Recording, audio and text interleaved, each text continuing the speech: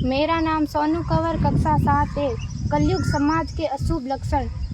कुटुंब कम हुआ, संबंध कम हुआ, प्रेम कम हुआ, मर्यादा कम हुई, लाज लज्जा कम हुई, विनम्रता कम हुई, समर्पण कम हुए, पुस्तक वाचन कम हुआ, खान पान की शुद्धता कम हुई, बाल कम हुए, कपड़े कम हुए, नींद कम हुई, घी मक्खन कम हुआ, पीतल तांबे के बर्तन कम हुए, भाई भाई का प्रेम कम हुआ, सत्य कम हुआ, अतिथि कम हुए, धैर्य कम हुआ, श्रद्धा और विश्वास कम हुआ, बड़ों का सम्मान कम हुआ और भी बहुत कुछ कम हुआ जिससे जीवन सहज था, सरल था। संतान को दोष न दे।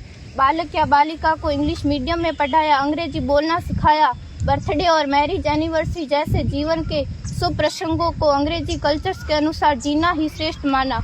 माता पिता को मम्मी डैड कहना सिखाया। जब अंग्रेजी कल्चर से परिपूर्ण बालक या बालिका बड़ा होकर आपको समय नहीं देता, आपकी भावनाओं को नहीं समझता, आपको तुच्छ मानकर आपसे जुबान लड़ाता, जब आपको बच्चे में कोई संस्कार नजर नहीं आता, तब घर के वातावरण को गमगीन किए बिना, संतान को दोष दिए बिना एकांत में जाकर रो लीजिएगा, क्योंकि पुत्र या पुत्री की पहली वर्षगांठ से ही भारतीय संस्कारों के बजाय, मंदिर जाने के बजाय केक कैसे काटा जाता है, यह सिखाने वाले आप और अम्मी है। जब बच्चा पहली बार घर से बाहर निकलता है तो प्रणाम और आशीर्वाद के बदले बाय बाय कहना सिखाने वाले आप और अम्मी है।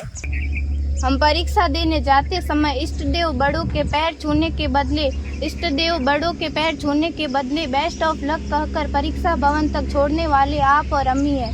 बालक या बालिका के सफल होने पर घर में परिवार के साथ बैठकर खुशियां मनाने के बदले होटल में पार्टी मनाने की प्रथा को बढ़ावा देने वाले आप और अम्मी है। बालक या बालिका के विवाह के पश्चात कुल देवता देव दर्शन भेजने से पहले हनीमून के लिए फॉरेन टूरिस्ट स्पॉट भेजने की तैयारी करने वाले आप और अम्मी है।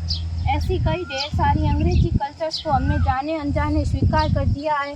अब तो बड़े बुजुर्गों के पैर छूने में भी शर्म आती है। गलती किसकी? मात्र आपके माता और पिता की। अंग्रेजी अंतर्राष्ट्रीय भाषा है, से काम काज हेतु सीखना है, अच्छी बात है, लेकिन इसकी संस्कृति को अपने जीवन में उतारने की तो कोई बाध्यता नहीं थी।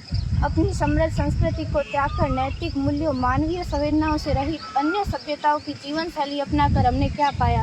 अवैध संबंध, टूटते रिश्ते, व्यसन युक्त धन, थके हारे मन, छल भरे रिश्ते, अनुशासनहीन संतानें, असुरक्षित समाज। एक बार विचार जरूर कीजिएगा कि संस्कारवान पीढ़ी क्यों आवश्यक है।